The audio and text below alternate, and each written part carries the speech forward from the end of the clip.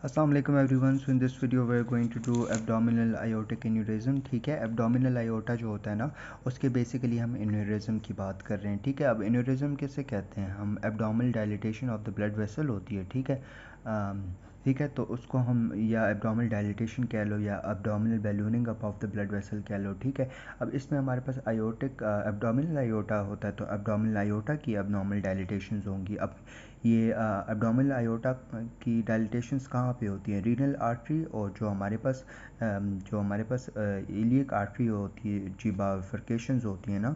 ठीक है, तो उसके बीच में जो एरिया होता है वहाँ पे बेसिकली होता है। ठीक है, अब ये एज से ज़्यादा इसका ऑनसेट ज़्यादा होता है। ठीक है, 50 ईयर्स से ज़्यादा जो लोग होते हैं ना, उनमें ये कॉमनली प्रेजेंट होता है, मतलब कॉमन होता है ना, हो सकता है उनको। ठीक है, और मेल में जो है वो मोर कॉमन है एज़ कम्पेयर टू फीमेल्स। ठीक है, लेकिन अगर फीमेल्स में हो जाए तो रप्चर होने के चांसेस जो होते हैं फिर ज़्यादा होते हैं। ठीक है, अब जो एब्डोमिनल आयोटिक एन्यूरिज्म्स है ना, कि एक काज हो सकती है आर्थरोस्क्लेरोसिस। आर्थरोस्क्लेरोसिस ऑब्वियसली प्लैक बन गया वेसल में ना, वेसल का रास्ता बंद हो जाएगा, तो आहिस्ता आहिस्ता जो पीछे वाला ब्लड होगा तो वो जोर लगाएगा और वेसल को जो है वो बल्ज करना शुरू कर देगा। ठीक है, इसके अलावा हमारे पास कनेक्टिव टिश्यू डिसऑर्डर्स हो सकते हैं। ठीक है, मॉर्फस सिंड्रोम हो गया, एलिडनल सिंड्रोम हो गया। इसके अलावा हमारे पास हाइपरटेंशन, इसके अलावा we can have the vasculitis वगैरह हो सकता है, स्मोकिंग, फैमिली हिस्ट्री, एजिंग वगैरह और हाइपरटेंशन वगैरह। ठीक है, अब क्लिनिकल फीचर्स की अगर आप बात करो ना, तो हमारे पास यूजुअली ये एसिम्प्टोमेटिक होता है। ठीक है, और पेशेंट में आपको देखो ना, तो पेशेंट में सिम्टम्स की अगर हम बात करें ना, तो एसिम्प्टोमेटिक होता है। पेशेंट को लग रहा होता है कि बस वो फुल है पेट उसका, मतलब उसको लग रहा होता है कि बस बारी बारी उसको फील हो रहा होता है। ठीक है,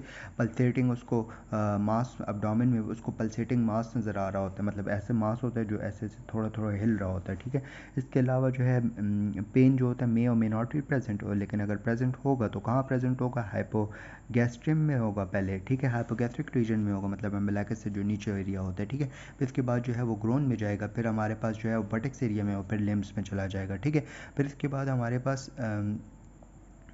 क्या होगा ना, देखो अगर ये बहुत ज़्यादा एक्सटेंड हो गया ना, ठीक है, तो एक्सटेंड होने की वजह से क्या होगा कि हमारे पास अचानक ये रप्चर हो जाएगा। ठीक है, अब जो रप्चर हो जाएगा ना, तो इसकी वजह से क्या होगा कि आपका सवेयर पेन शुरू हो जाएगा पेशेंट को। किधर होगा? हाइपोगैस्ट्रिक रीजन में होगा। फिर हमारे पास जो है वो देखो, सबसे पहले हमारे पास पेन जो होगा वो हमारे पास बैक में होगा या लोअर एब्डोमेन, वही हाइपोगैस्ट्रिक रीजन में होगा, फिर ग्राउंड में जाएगा, फिर बटेक्स में और फिर हमारे लेग में जाएगा। ठीक है, इसके अलावा हमारे पास इसमें होता है Grey Turner sign. Grey Turner sign क्या होता है? एकाइमोसिस होती है फ्लैंक की और बैक की। ठीक है, ग्रे टर्नर साइन में। ठीक है, अच्छा जी, फिर इसके बाद हम लोग आते हैं इसके, एक ग्रे टर्नर साइन था और एक हमारे पास क्यूलिंग साइन है। ठीक है, अब क्यूलिंग साइन जो होता है ना, इसमें basically we are going to have ecchymosis around दी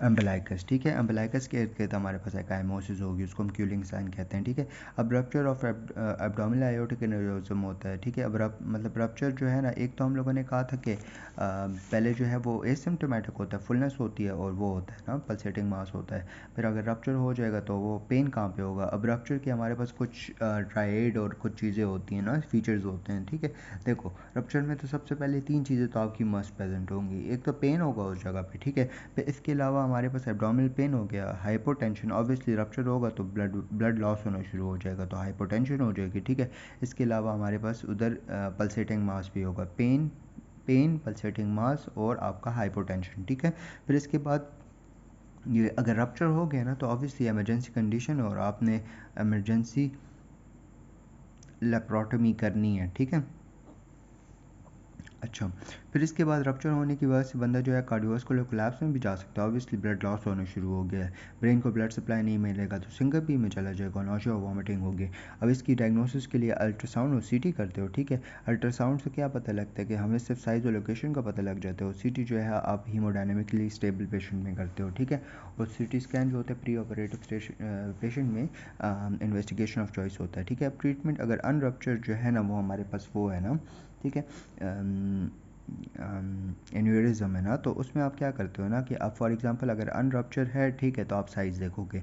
अगर 5 mm से कम है ना, 5 mm से ज़्यादा है, ठीक है, मतलब 5 mm, अगर 5 mm इतना होता है, ठीक है, तो 5 mm से अगर वो ज़्यादा है, ठीक है, तो आपने क्या करना है, सर्जिकल डिसेक्शन कर लेनी है और एक आपने सिंथेटिक ग्राफ्ट लगा देना। अब सिंथेटिक ग्राफ्ट जो होता है बेसिकली वो होता है, फैब्रिक ट्यूब होती है। ठीक है, और मतलब एक धागे की एक ट्यूब होती है, ठीक है, फैब्रिक ट्यूब होती है, वो आप जो है वो उसकी सर्जिकल रिसेक्शन कर देते हो उस जगह की, ठीक है। और अगर साइज़ जो है वो 5 सेंटीमीटर से जो है वो हमारे पास कम है ना, तो आपने उसको जो है ना बस फॉलो अप करना होता है, ठीक है, और देखना होता है कि वो जो है ना, और सिम्टोमेटिक ट्रीटमेंट दे रहे होते हैं, ठीक है। हम बस देखते हैं कि फट ना जाए, ठीक है, किसी तरह बस ख्याल रखते हैं, ठीक है। फिर इसके बाद हम लोग आते हैं हमारे पास रप्चर के लिए हमने क्या ट्रीटमेंट देनी है, ठीक है। अगर रप्चर हो गया तो ऑब्वियसली ये तो हमारे पास इमरजेंसी का कंडीशन है, तो इमरजेंसी में आपने क्या करना है कि सर्जिकल रिपेयर देनी है, ठीक है। Open repair remain gold standard, ठीक है। और सम रप्चर में रिपेयर इंडोवास्कुलरली एज वेल, ठीक है। मतलब सर्जिकली आप रिपेयर करते हो, कुछ जो होता है वो इंडोवास्कुलरली भी हम लोग कर लेते हैं, ठीक है। बस that's it, we are done with the abdominal aortic aneurysm. Thank you, जज़ाकल्लाह खैर।